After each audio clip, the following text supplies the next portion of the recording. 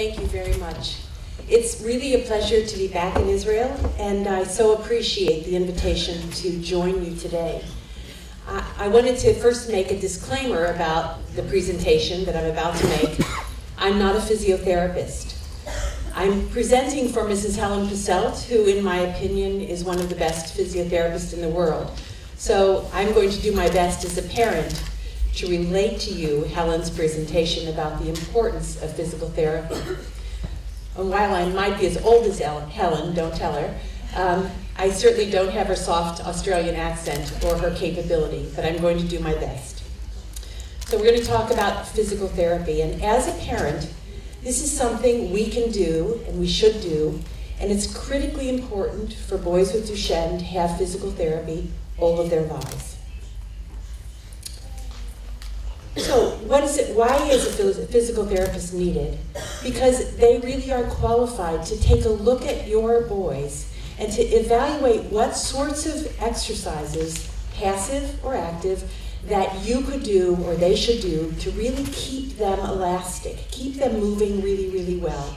They're going to evaluate muscle strength, their functional abilities, their motor skills, their range of movement, so how far they can move, because all of that relates to how well they can do the activities that are important to them.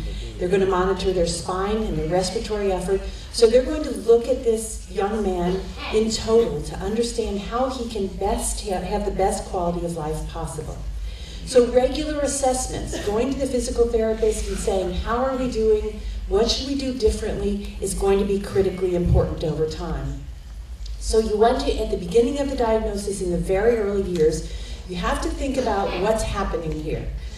So your son has a muscle disease, that his muscles are weak.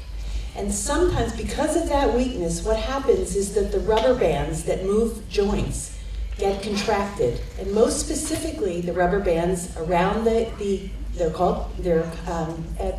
tendons, around the ankles, behind the knees, and in the hips, you find them getting tight. And how you see them getting tight is some of the little guys will walk on their toes. So that's a sign that that tendon or that rubber band that moves the ankle joint is getting tight. And the idea is to keep it flexible. So it's really going to be important that you encourage exercise. Same behind the knee can be tight, although we see in little children who continue to walk, that one isn't as affected typically as the one in the hips. So you see predominantly the hip, which is called the iliotendon, the IT band or iliotendon band, and the hamstring behind the knees and the Achilles. So when you see those little ankles, the ankle should be in a 90-degree position. And what happens is those little guys go to bed, like all of us, and you get in the foot drop position. And then blankets lay on top, and that promotes the tightness in that hip, in the ankle. So for us as parents, we can stretch that. We can think about how can we maintain the flexibility of the ankle. And one of the things that you can do is have your little one enjoy a game of stretching. So they can lean against the wall and do little push-ups against the wall and try to keep that elastic band just flexible. When they get in bed at night, you want to use we call them moon boots. But they're really braces to keep the foot in a 90-degree position so that the blankets don't encourage the contraction. So these are the things, and obviously some of the little guys don't like the idea of the moon boots, and it's annoying, and so you have to trick them as parents or bribe them. We bribe them as parents as well. So we might want to put the moon boots on after they're asleep. We might want to bribe them with some extra little half hour before they go to bed. So whatever you can do to encourage your little ones to keep that ankle in a good position both day and night, and active stretches are going to be very important because that relates to his flexibility, which maintains his ability to walk, and which really helps him over time. So it's those kinds of things that your physical therapist is going to assess. Some of these little boys like to sit like frogs. So they sit with their little legs crossed. Sometimes in the US we used to call that Indian position because politically correct, you're not allowed to say that anymore. You really have to think about the frog position. So that really means that some of those tendons around the hips are getting tight. Again, this is a place where you can remind them not to sit that way and also to be able to stretch. And this is the guidance that your physical therapist is going to be able to do. So she or he is going to be able to help you understand what's getting tight and what needs a little bit of extra stretching. It's not quick stretches, it's really prolonged stretches that are going to maintain the elasticity of that rubber band or that tendon around the joints. Also swimming. Swimming is one of the best exercises the boys can do. First of all, because they can do it really well, and second of all, because it helps their breathing. So the more swimming you get, the more active stretching you get in the water, the better it is. So as parents, you have to be creative about how am I going to get this done, and how am I going to add this to our daily activities of life, because you all work, you all manage your other children, and stretching and swimming might be the very last thing you'd like to think about. So you try to incorporate it in daily life. If swimming is available, stretching. Sometimes the whole family has to stretch before they go to bed, just because that gets us all in the habit of stretching and makes it more of a game than an actual physical intervention in terms of medicine. So you want to kind of think creatively about how can I keep this little one stretched, how could I have him understand the need to stretch, and how can we make games of keeping these tendons elastic. So this really just goes in from Helen about what kind of assessments a physical therapist is going to do, how often they're going to do them, who you need to be doing them, and the rationale. So muscle strength is important. Here you have a picture of Helen looking at the tendon that moves the ankle joint. And she's assessing what kind of flexibility is there. So this is something your physical therapist is going to do. And if there is tightness, they're going to recommend stretches, creative stretches, prolonged stretches, anything that we can do to keep the flexibility here, because this keeps the little ones on their feet. So what's the best exercise? Because if it's sort of intuitive, if you're weak, people that don't know about Duchenne kind of say, well, you would need to do strength building. But actually, because the muscles really aren't going to be, they're not really built to be strength building at this moment. The best kind of exercise is done in water, where there's no active resistance on those muscles. You want to do age-appropriate activities, and you don't want to get them to lift weights in any way, because that is detrimental to the muscle. So you want to think about these muscles are not as strong. They have no dystrophin, which is the fundamental protein, sort of like the walls of that muscle are not strong enough to bear weight. So you want to look at exercise that's going to be able to help them stretch and keep flexible, but not to be demanding on their muscles. So this is how Helen would explain it. Load, load, no gravity. Eccentric exercise is not recommended in Duchenne. So going up and down the steps is not going to make your son stronger. It's not going to be helpful. So if you can avoid steps, that's helpful. No weight-bearing exercises. So they have to be concentric exercises. Muscles are shortening as they fire, so you want to be careful about those. Non-weight-bearing. Bicycles are good, especially on flat surfaces, because that is flexibility in the ankles and the hamstrings and the hips, but it doesn't add extra load. So you want to be thinking about this. And you know what else I find about these little ones is they really monitor themselves. So they may say to you, my muscles are tired. If they're tired, they're tired. It's time to rest. So don't think the more you exercise, the better it's going to be. They really do self-moderate quite well. So when your little son wants to sit down, I think that's quite acceptable. Exercise in the pool is critical. This is family fun. This is not designed to be an exercise routine. It's designed to be fun. So the more fun you can have, you can toss each other around in the pool, you can go underwater. That really helps the diaphragm, helps all the muscles move because it's not load-bearing. Stretches. We just talked about active and passive stretches. Active is when you might get your little son to help with his own exercises. This could be leaning against the wall and getting that flexibility in the ankle. Or if he's in passive exercises, you might build a wedge. And so as he's sitting at the table having dinner, if he sat on a wedge and got that little foot elevated some in terms of an exaggerated stretch, prolonged, that's what's going to keep elasticity in those tendons. So the more you can think of those creative ways, the better off you're going to be. The splints are the moon boots. They're worn at night. We typically don't recommend them for the day, although let's say there are times when the splints with some bend in them are recommended during the day. But typically, if you're doing active and passive stretching, and if you're wearing the little moon boots at night, you can maintain pretty good flexibility in the joints. standing is important. Standing keeps that little ankle flexed, keeps the hamstring stretched. So just standing around. So it might be that he plays a game standing, or does a little homework standing, or maybe even has a snack standing up, because that really helps promote stretch without talking about real physical therapy exercises for him. So the importance of stretching is to prevent scar tissue, prevent these contractures from forming. The muscles, the length of those muscles which tighten is really going to be important, so as long as you maintain the symmetry, you encourage him to walk, you really encourage him to use those foot plates to keep the foot and the ankle joint stretched, to stretch the IT bands. These are all really, really important to maintain function in these little ones as they grow. So stretches in the early years are very specific. The IT bands in the hips, the hamstrings, the Achilles tendon, and the iliotibial bands in the hips. Sorry, repeating. And the upper limbs. Sometimes as parents, we think that as long as we keep these little ones walking, we don't have to worry about the upper body. It's really important to begin thinking about upper body right away. Just to get good stretches in the arms, stretches above the arms, all of this really maintains flexibility for our little ones.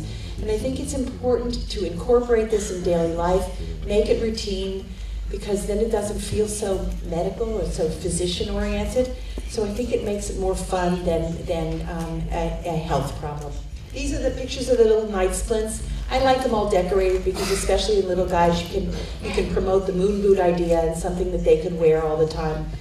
We find that some of the little boys get so used to them that they ask about their moon boots at night. Again, maintaining flexibility really maintains posture when they're awake and maintains flexibility of that Achilles. So this is why to wear them, just because it prevents the foot drop at night. It's the most effective way of preventing contractures of the ankle. So the more you can think about this, and you probably are thinking about this day and night, these are simple things that you can do to continue the flexibility. In the middle years, walking gets difficult in the middle years, and the boys are likely to go on their toes. The falls are more frequent, and they really can't walk long distances. Sometimes in other countries, the US and other countries, and probably here as well, we recommend scooters.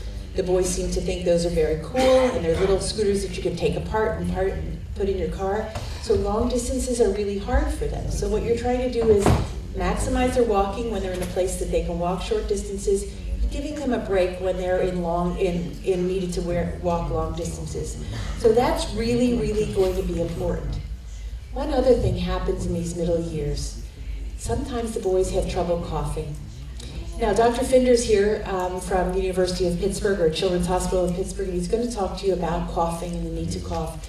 But swimming helps keep the diaphragm strong. Coughing is important. This is what really starts to weaken in that diaphragm, and the boys have a tendency to get colds and pneumonias. So maintaining that diaphragm elasticity, swimming is very helpful, but understanding they may need help to cough. And John Finder's going to talk to you about the ways in which to help assist the cough.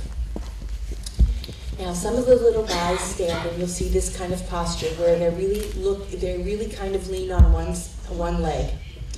This is an asymmetrical posture, and what happens is it promotes contractures.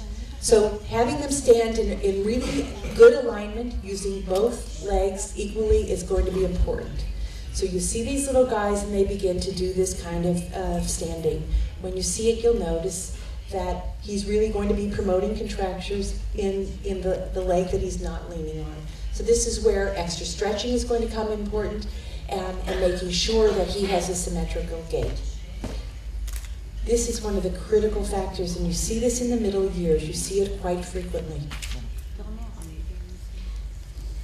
This is another way of transport. You can either use, for long distances, little wheelchairs, little scooters, anything to really decrease him from getting fatigue and from walking long distances.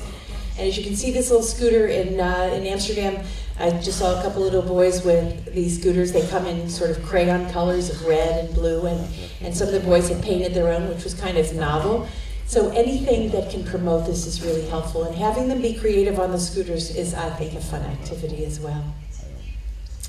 Sitting.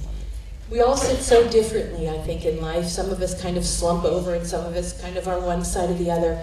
But in muscle weakness, we see different gaits or different postures in seating. It's really important that these little ones are supported in seating.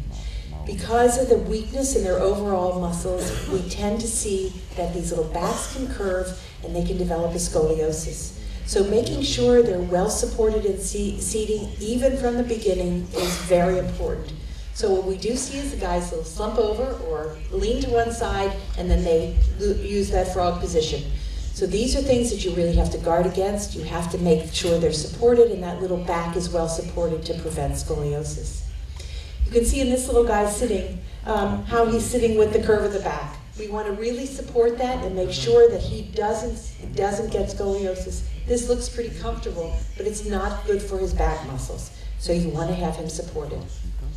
So in later years, when the weight bearing is not available to them, you want to maintain independent mobility by using a motorized chair. You want to make sure that he's well supported. You want to provide a manual chair, but even in a manual chair, when you're pushing him around the shopping center or whatever, you want to make sure his back is supported. You want to continue stretches. Sometimes what I see is when the boys are off the feet, the parents think the stretches are no longer needed in the legs.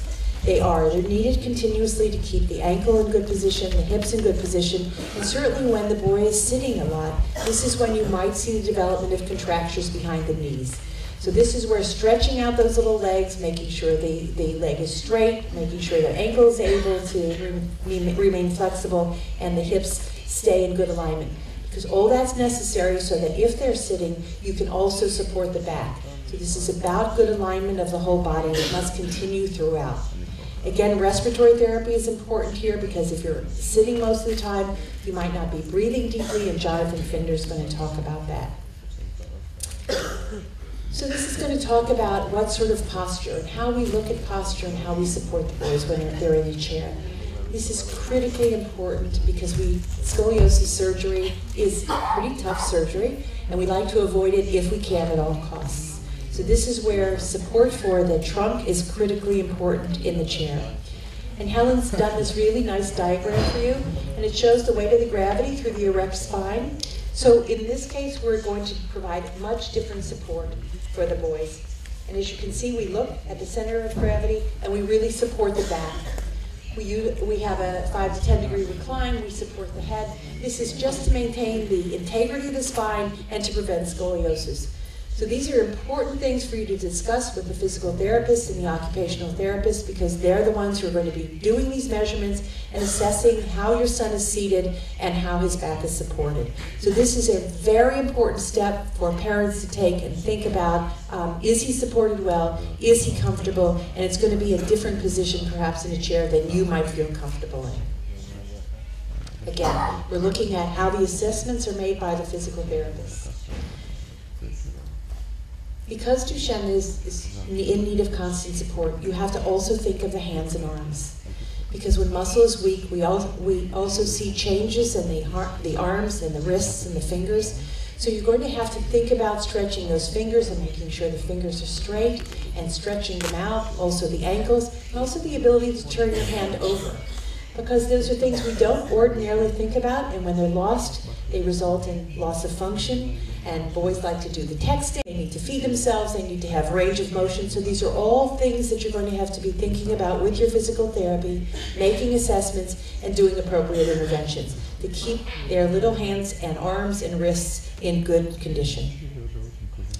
Water therapy is wonderful at any age. I think for all of us, getting in a warm pool there's nothing more fun and more energizing. So for our sons, this is a place where they can swim all of the time, all of their lives, and you have gorgeous water around you, so I think you have a real advantage for swimming and for playing on the beach. Andrew Bag, Jonathan Finder's going to talk about this. This is a simple way to assist cough. It might look a little scary, but the Andrew Bag is just going to insert some pressure to help the boys get a deep breath and to be able to cough out secretions. We like to keep them around to make use of them during colds, even when they're little, because it gets them sort of in the frame of reference that this isn't harmful, this isn't scary, this is just going to help with a cough. So these are sorts of things that we can incorporate in daily life that don't make things seem so difficult, and getting used to them early on doesn't make them scary in an emergency or an acute phase. So these are things you want to be thinking about. The cough assist machine Jonathan Finder's going to talk about. This is a machine that really has been helpful over time, and probably one of the best devices that's used in Duchenne muscular dystrophy.